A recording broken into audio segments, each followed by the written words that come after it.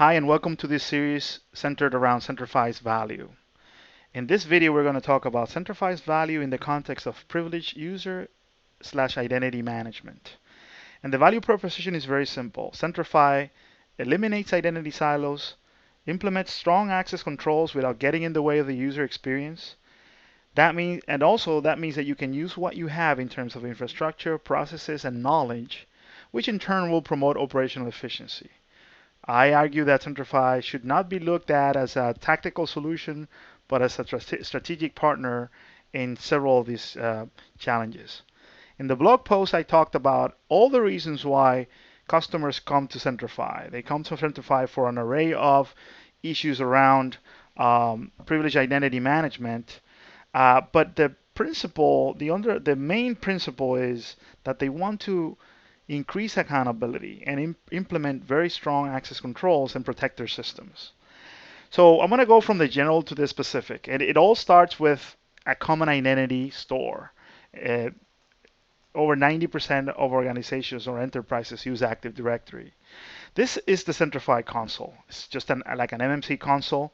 Centrify does provide PowerShell as well. However, the key here is that these constructs called zones allow for the ability of grouping machines that may be Unix Linux machines or Windows machines. This opens a lot of possibilities. Before, we also discussed that those zones are great for managed Unix identity. And this Unix identity can be users, groups, or even NISMAPs.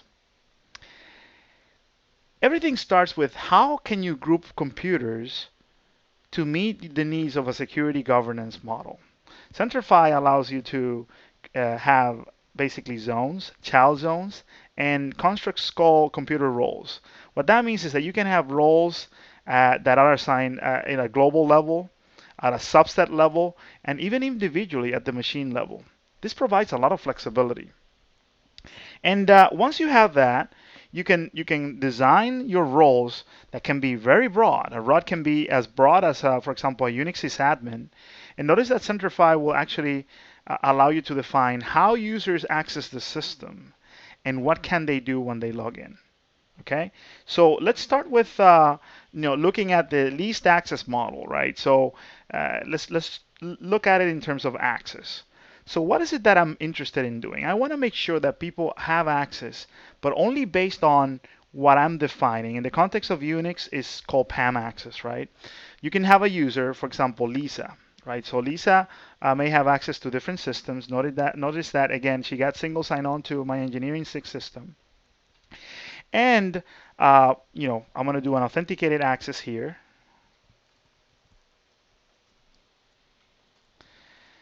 And the user has several degrees of access. So perhaps you want to control how a person can access a system.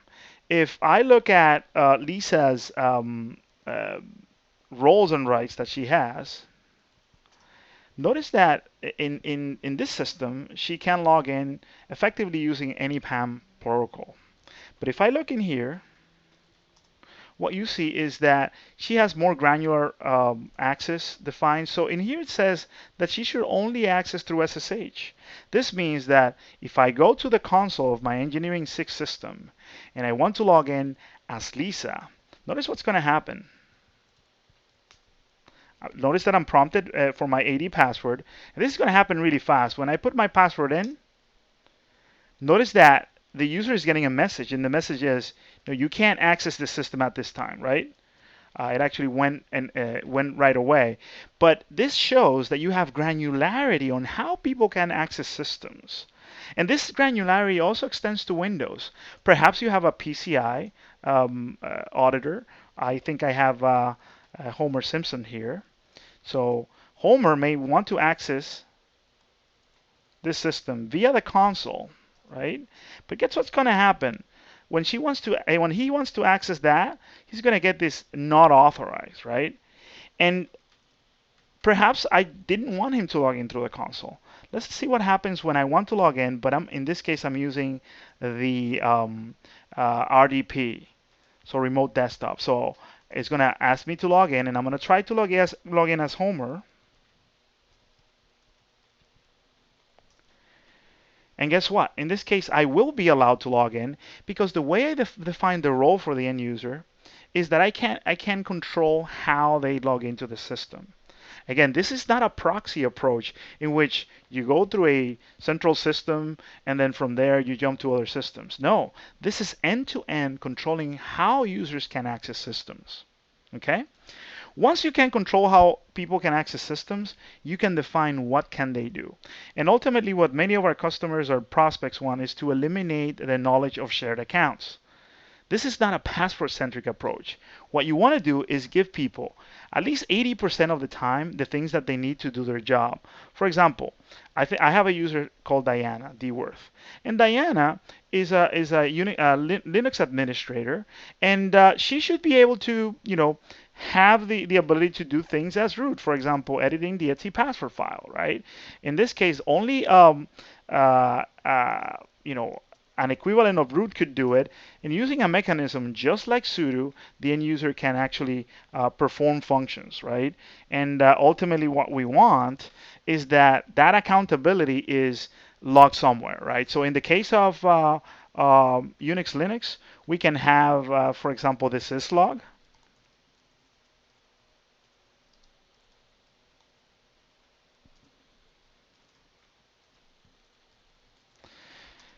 And notice that every access or every privilege elevation is logged with the user's identity, right? And it's logged in a central facility syslog, right? So this facilitates the log aggregation that is so important for security operations.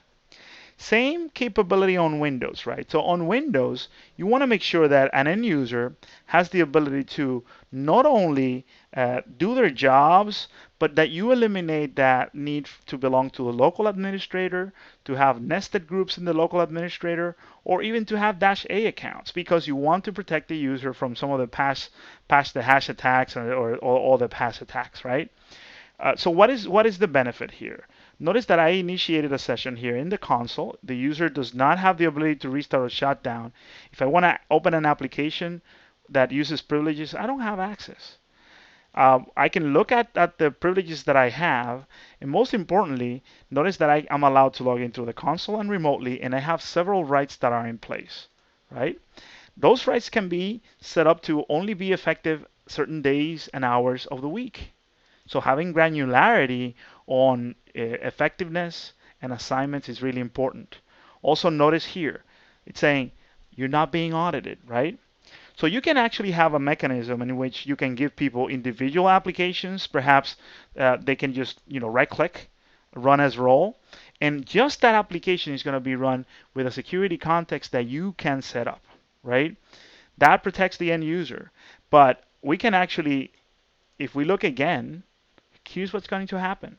You may say, now it's the user is being audited because they're doing something interesting. Many of our customers also need to reconstruct what happens in a system. So session capture and replay is really important, but end-to-end session capture and replay, because if you go to a jump system, right, and you go around the system, you won't be audited. So with Centrify, the auditing is end-to-end. Also, in the case of Windows, like I said before, all those events are logged to the event log, right? So when somebody tries to, for example, in this case, when somebody had this successfully elevated, right? Notice that the user is noted, and notice that this person was able to run, have a console login successfully. If a user was being, denied the ability to do that, you would see a warning here. And this is when the user Homer tried to log in through the console. So ultimately, again, using a common event aggregation capability eliminates those nasty connectors and stuff like that. But you may say, but what in the context of Windows, what if I don't know what are the applications that the user needs to run with privilege? You can always have the user have a privileged desktop. All they need to do is elevate to a privileged desktop. And if they needed to perform one of the functions that were denied before, they can actually do it now. Perhaps I need to shut down the system or restart it. Let's go ahead and do it. But then again, now the user does not need to have a -A account. They don't need to be a local administrator, and you have the granularity to define what they need. Many of our customers or prospects also have the needs to attest who has access to what and what can they do, right? So ultimately, having the ability to look at a system and say, well, I really want to know who has access to the system, and I can say, okay, let me just take a look at the user effective rights. I can focus on a particular user, and then look at what rights do they have defined, right? Or perhaps maybe what I need is to generate a report, and that report typically will contain, the identity of the user, the systems that they can go into, what can they do. So notice here, my user Bart. Bart can go to this CentOS 7 machine only through SSH. A set of commands that belong to a web administrator have been defined for him. This only applies to this app server's group of systems, and it's granted because the person belongs to an AD group. Which brings me to the process piece, right? A lot of these solutions will fork, create new processes, aside from new infrastructure. That creates a lot of fragmentation in IT. And fragmentation in IT limits the ability for organizations to deliver solutions on time. So again, like I said in the previous video, the way roles are assigned, the way things are provisioned is by using AD groups. So if I look at, for example, here, my PCI assignments, PCI auditors is just a group in AD, right? So any AD group management workflow ITSM solution can add a user in a group or take him out. No proprietary workflow required, right? You can implement your own workflow or do it by hand by PowerShell. And this role assignments can be time bound. Perhaps somebody only needs access in a change control window, or perhaps somebody's a consultant and they need access only for a limited number of days. So again, what we want to make sure is that the principles of least access, least privilege, right? Granular control on how you get access, granular privileges, no need to know the password, right? Not getting in the way of the user experience. The user is using their AD account. If you implement a system that is another identity silo, they're going to camp with the privilege account or they're going to hate it because their productivity is being affected. Finally, if you have the need to do advanced auditing, right? So there's regulations like PCI that require the organization to be able to reproduce what happens with privilege. This is very simple. Centrify provides in their Enterprise Edition these end-to-end capability for auditing.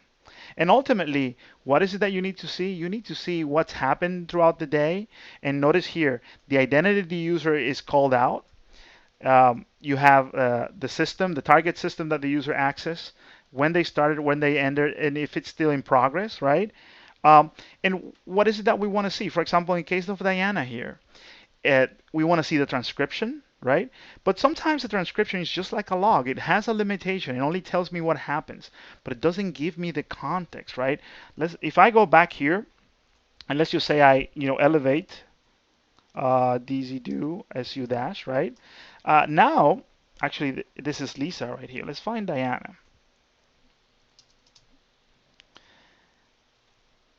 In this case, I just became root, right? At this point, many of the things that I'm doing may not be logged by default, right? One of the benefits of using Centrify is that you can actually continue to keep track of the end user regardless of them elevating. So in here, if I just press replay, I can see the context of the whole session, right? Just like a video, I can still see the transcription here. I can look at the video in real time, or I can fast forward or rewind. And let's take a look in here. So you probably saw that before earlier in the video. I can fast forward to an interesting place. Perhaps here, this is when I edited the etc password file. Maybe I want to increase the speed a little bit, right? And this is end-to-end auditing, right? So there's no going around this, right? So the Centrify solution protects your systems because allows only authorized users to get access. But we can also keep track of what they're doing regardless of them elevating or going directly to the console as well. Finally, this capability has to be cross-platform. So we had a session with Maggie on this system. And in this case, you can see the transcription, which is Windows events. If I replay it, same capability, right? just like a movie. It's going to show me exactly what happened. So one of the biggest benefits of Centrify, because Centrify has developed all their solutions themselves, there's a great cohesion between them. So this provides faster deployment time and easier to deploy applications. And guess what? The privilege management and the auditing are tied together. So when you create a role, you can always define the level of audit. So you can not require auditing, audit opportunistically, or basically you must be audited or you're going to be turned away at the door. Finally, the possibility to export the sessions, either the transcription of the video. So I covered a lot today, but ultimately, what are the principles, right? Even in the context of privileged user management, and this is only 80%, right? So this is least privilege. In the next set of videos, I'm going to talk about shared account password management, privileged session management, but that's only going to be the only 20%. Unix, Linux accounts, Windows accounts, perhaps access to a network device. Those are going to be only 20% of the time. You don't want to get on the user's way. You want them to be productive. You don't want to, have more identity silos, but you want to implement strong access controls. You want to be able to reuse what you have, and that's the value proposition with Centrify. And I think it also translates to privileged user management.